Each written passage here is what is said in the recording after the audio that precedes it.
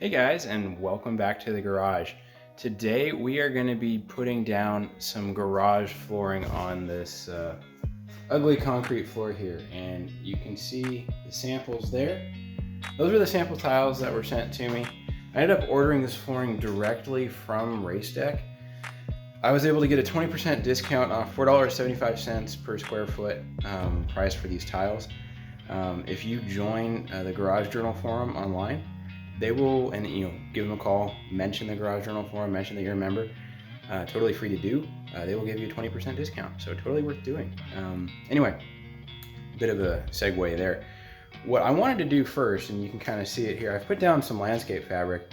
It's a 4-foot by 200-foot roll. I wanted to see how effective it is. So we're gonna find out. So today I've got my decibel meter, and we're gonna see exactly what kind of difference this stuff makes. Okay, here we are with the tiles just straight down on the concrete.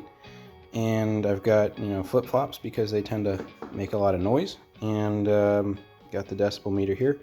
I'm gonna set this to max when I stop talking here and just kind of step back and forth and see what the maximum noise we get is.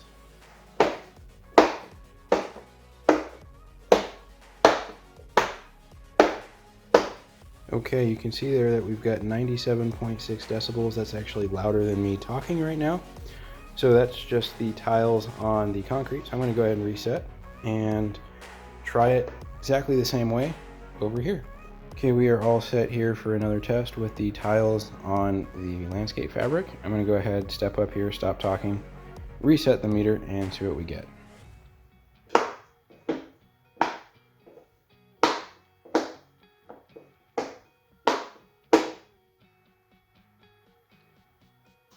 So you'll see the max there is 82. Again, louder than talking, but quieter than before. Now, as you can tell, that's just kind of like a seat of the pants, not very scientific method of testing this out, but just listening to it in the garage. It is quite a bit more muffled, quite a bit softer. It depends obviously how hard you step, and that's the one thing I'm not controlling for. But I can tell you that having this landscape fabric down, it was 200 feet by 4 feet. It was $87 plus tax at Home Depot. So compared to the price of the floor, not very much. I've got a 440 square foot garage. The RaceDeck tiles shipping was free, but taxes, I think were about a couple $100. Anyway, they gave me 440 tiles for about $1,672. And then with tax, it was about $1,870 or something like that. Shipped here was about $1,800. I figured if I want the floor to be a little bit softer, a little bit more muffled, might as well spend the extra $80 on that fabric there. And the landscape fabric not really proved out to be any better. I would have just taken it back to Home Depot, but I'm really pleased with that result. So I'm gonna go ahead, clear out the garage, and then set you guys back up and just show you kind of where to start from, and then put you on a time lapse after that and knock this out. Okay, just kind of getting started in earnest here. I've cleared out most of this left bay.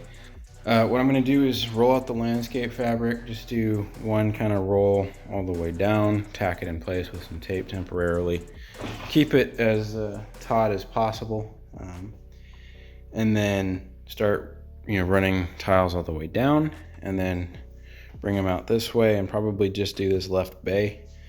And once I've got that done, I'll just move things over.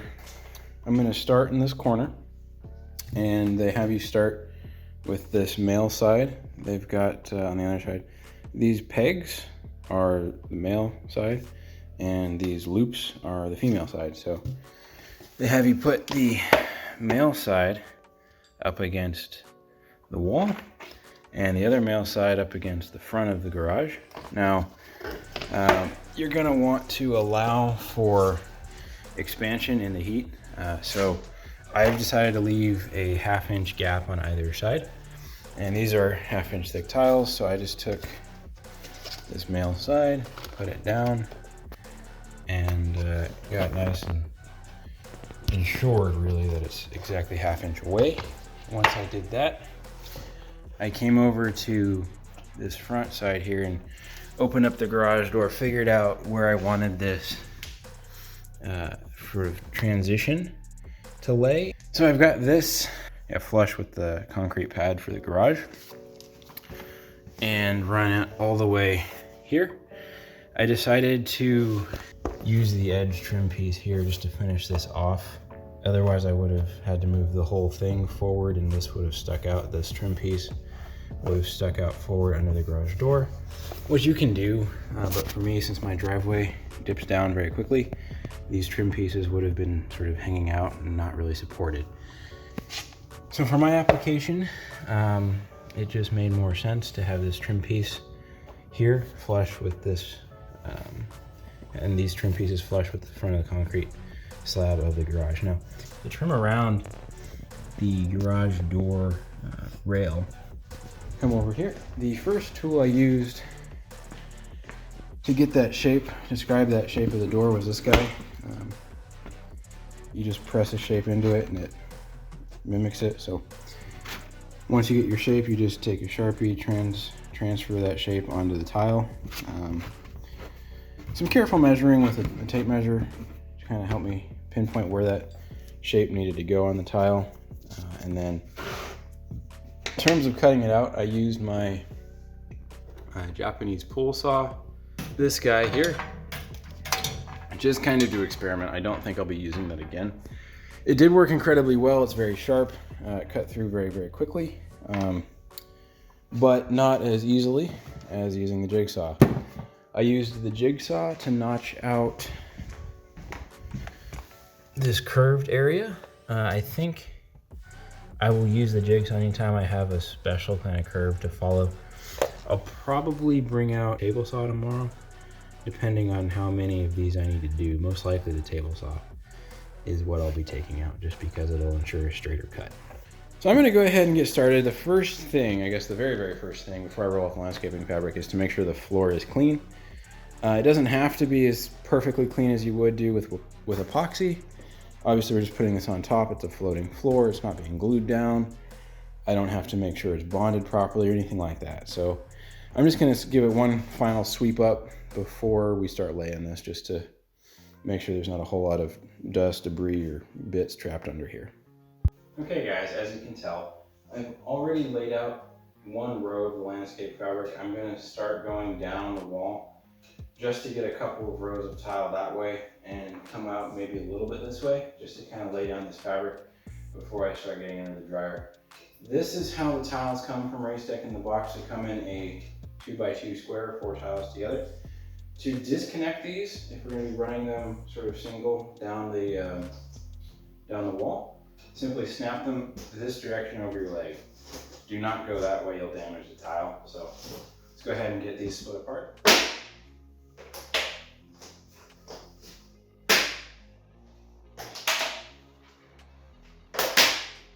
And just like that, we got 4 single tiles. So we're going to go ahead and put you on time lapse and get on down the side of the wall here.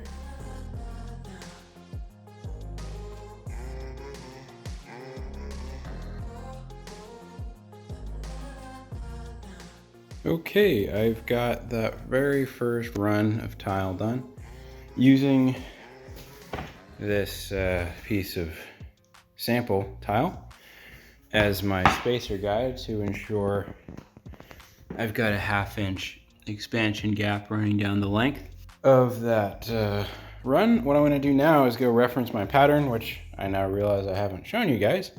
I'm going to go ahead and reference that pattern, throw it up on screen probably, and then see what I need to start running down here for this second and third row. Alright guys, I thought I'd take a moment to show you the pattern here. This is where I created it in the program SketchUp, and before we get too far into this segment, I do apologize for the mic on this laptop. It is getting older. You can tell I was playing around with 2 different versions, and then just a blank version. Garage has 410 square feet roughly. If I get rid of this cutout here, it's about 440. So I need to order about 440 square feet of tile to have enough, plus 5 extra of each color. Let's get into the pattern here. I basically divided the garage floor into 1 square foot grid and just kind of set to work playing around with everything.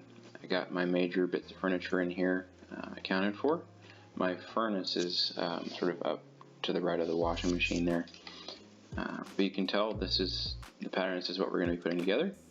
And just by counting each of the tiles, you can tell I've got 189 black, 89 alloy, 89 graphite, 73 of the blue, and a total of 440.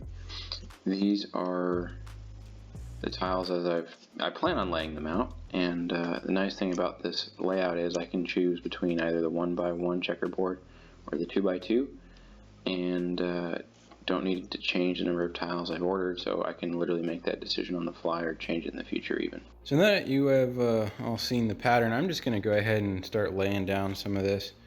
You've seen me do a little. It's pretty much rinse and repeat here, so I'll spare you from all of the time lapse. I'll get going on a lot of this and then bring you back once I've got a good chunk of this bay done. All right, guys, it is the next morning.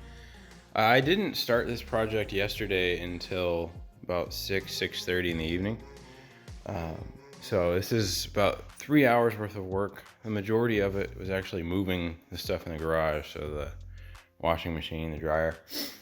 This is what it looks like as of this morning. I am, well, it looks so much better in person than I ever thought it would, and probably than it comes across on camera here. But it is not that loud to walk on. The landscaping fabric is doing its job pretty much like I thought it would, and it's just to walk on even quieter than, say, the sample piece was, because I think the weight of the floor itself is just kind of helping keep it in contact with the concrete underneath, or the landscaping fabric underneath, and it's not, wobbling about as you step on it. So very happy with it so far. When I ordered the flooring directly from RaceDeck, they said after a couple of weeks it will settle, meaning all of the joints will sort of find their natural position they want to rest in, and the tiles will sort of settle into a final spot. Right now, where I've brought you back with me here is I'm going to be cutting these final tiles here. They overlap about 1.5 inches. So I'm going to go ahead and measure these, probably leave again a good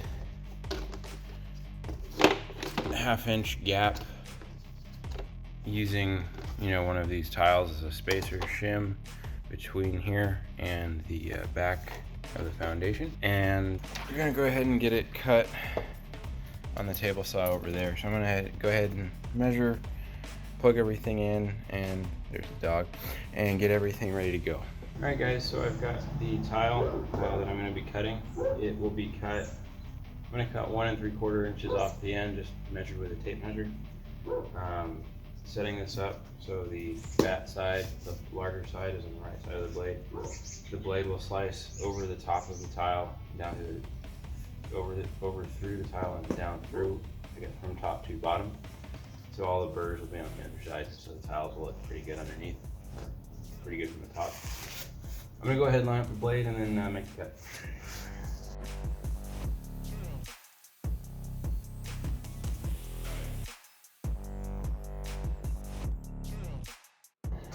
So as you can see, it's comes out pretty rough underneath, but on the top, very smooth.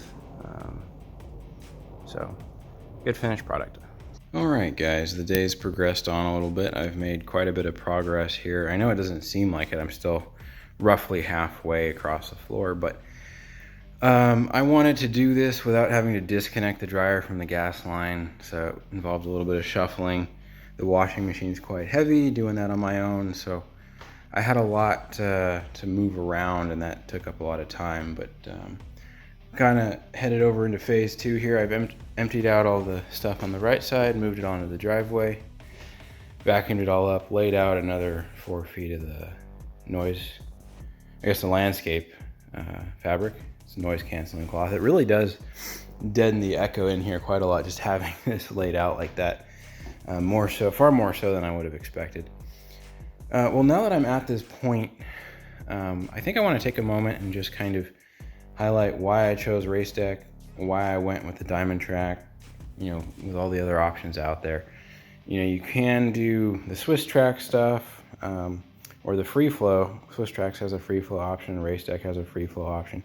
There's a myriad of other brands out there with similar products. I've seen, from everything I've seen, Swiss Track and RaceDeck seem to have the best product of sort of every competitor out there in terms of thickness, rolling resistance or rolling weight that it can bear. For me, I went with RaceDeck simply because I didn't want the free flow. It looks really cool, but I do a lot of projects in here, and I don't do any sort of washing with water. If I had my garage set up so that I was washing my cars in here, I would get the free flow. I am doing none of that basically, and what I focus on is wiring up accessories on vehicles, building vehicles, that type of thing. I plan to build a vehicle in the future, a kit car. I plan on doing a lot more accessory work and just doing the wiring for that. I can imagine wire bits falling off, bolts, nuts, heads, everything just kind of falling into those gaps between the free flow tiles. So that for me was the nail in that coffin in that debate. So it came down to a smooth tile, a diamond track tile, or a coin tile. I did look quite extensively at the coin versus the diamond track, and ultimately it was just an aesthetic option for me. The coin looks good. I just happen to like the diamond plate a little bit more. Moving on now, I'm going to be starting the rest of the garage, moving this over, that front edge over towards the end of the landscape cloth, working on back, cutting these edges with the table saw, which works really, really well. You only have to measure, as long as the line is roughly square, you only have to measure one piece.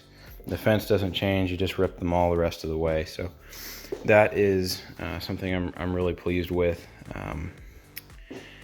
What I plan on doing over by the water heater is using that jack and jacking it up a little bit just to slide in, the 4 or 6 tiles that it takes to fill up that area, and then connecting them outside of that. So that way I don't have to deal with working in there too long.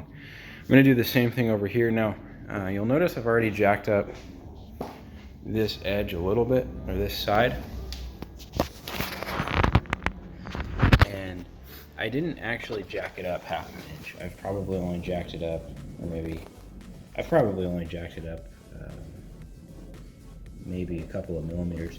When I built this storage shelf way back when we moved in here, I did have in mind that I was going to be doing a RaceDeck Swiss Tracks type of floor. So I built this with legs that were a little short and then cut in spacers and put them in here like this, with the idea that when it came time to do this floor, which is right now, I wouldn't have to come back in here and slice this shorter, jack it up. This just allows me to jack this up, pop this out with a screwdriver. It's not connected in any way, it's simply under pressure, and then it will look like it does over there. I'll be able to slide the tiles under and connect them all up.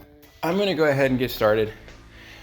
Continue on, just repeat the process as you saw initially, and I'll meet back up with you sort of once I get closer to this side. Alright guys, I thought I'd take a second and just kind of highlight here what I'm doing, since this is going to be one of the most technically difficult positions in the garage to get done. This is my new jack. You haven't seen it on the channel yet because I literally just arrived last week. And ironically, the first thing I'm doing with it is not jacking up the truck or the Jeep. It's going to be this guy. So 4-ton jack, 8,000 pounds is way more than what I would need to lift this a little bit.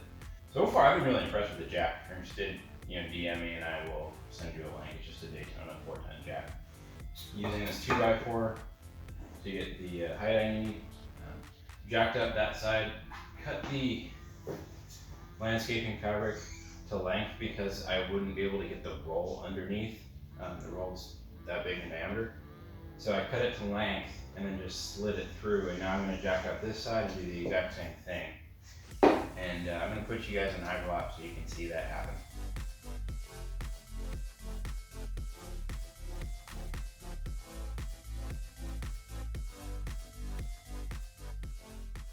Okay, I've got the shelf on the jack, big old gap there. Just go ahead and run this landscaping fabric through. There we go. So now the fabric has been run through and under both posts. I'm going to finish up over there, get this whole thing jacked up, take my time. I think once that's jacked up, it's just, again, finish off the pattern. I'll probably bring you back for the last row just to see how that goes. I do have over here a test piece. This is just some offcut underneath this main shelf post, really just to see if it will deform at all. So when I go to do the actual floor, I jack this post up again. If that's deformed, I'm gonna have to look at maybe putting something underneath it. So I'll let you know if that's the case. All right, guys, I know I said I would pick up with you again when I was doing that final column, but I was running out of daylight with the table saw and needed to get them all done in about 10 minutes. So what I did was I just measured the first one at the far end of the garage. And since this garage is pretty square, just ripped them all. I will say, using the jack here really did save me. I couldn't have done this the way I did it, where I put the tiles underneath all of these things the way I did without the jack. If you want a review of the Daytona jack, superb here at this. It's not anywhere near its load limit, but great for what I used it for. I will say, if you do plan on doing what I did, and you're thinking about jacking up your water heater, do it at your own risk. I wouldn't recommend it, endorse it, any of that. It worked, but I don't really know what your setup would be like. Things I'm impressed with right off the bat, it feels quieter in here, less echoey. I'm not sure if it's just the material of the plastic. Walking around, I was using the decibel meter. I think maximum, my footsteps were 73. I'll go ahead and show you that in a second. Otherwise, I'm impressed with these two 2x4s holding up the shelves. They did not damage or dent the test pieces that I put underneath these whatsoever. So it's just resting solely on the tiles and doing a great job. The area that really concerned me when I started this was this water heater area. As you can tell, it is just sharp angle. Might be steel, very thin pieces of steel. Probably is, but what I'm most surprised by is the fact that they didn't just puncture the tiles. This thing is not in any way light. At least feels like it's at least 500 pounds. I only had a limited amount of space to go up. Otherwise, I would have thought about putting in underneath here a piece of plate, plywood or sheet metal, but just didn't have the space. So I decided to try it out and drop it down straight on the tiles, and to my surprise, it works perfectly. Otherwise, I couldn't be more pleased with the design, how it came out. The checkerboard surrounded by the blue border with the thick 2x2 blue squares on either corner. I will say, doing this the way I've done it took a lot longer. It was 12 hours today, 3 yesterday. I think that just came down to the way I did it. I chose to do 1x1 checkerboard as opposed to 2x2. If you do 2x2, you simply take the tiles out of the box and put them on the ground. You're laying 4 square feet at once. If you're doing 1x1, you got to snap them apart from the box, and then you're literally laying 1 square foot at a time. So it really was exponentially longer doing it this way. I just preferred the 1x1. I feel like it makes the garage a little bit bigger.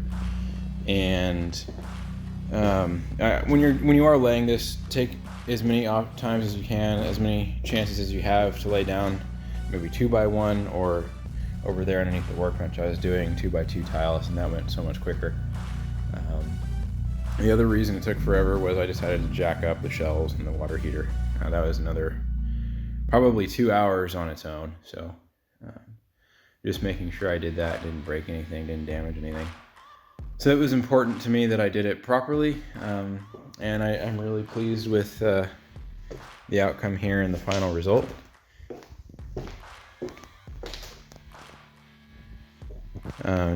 Just couldn't be any happier with this. So I think what I'm going to do is turn on the decibel meter here, and we're just going to walk around really quickly and take a look at what the max sound reading is.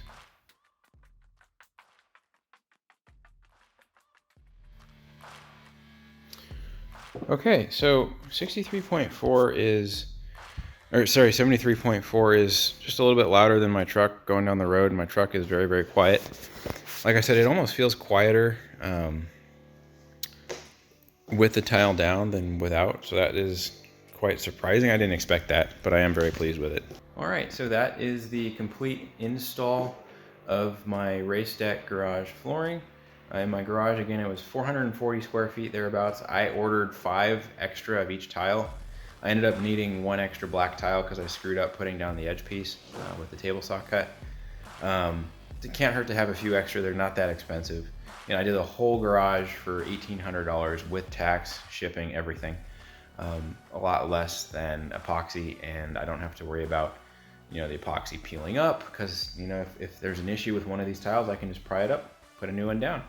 So really, really happy with this. I gotta get some of my stuff back in here, wrap up the night. So if you enjoyed this video, like the video, subscribe to the channel, and as always, stay tuned for more.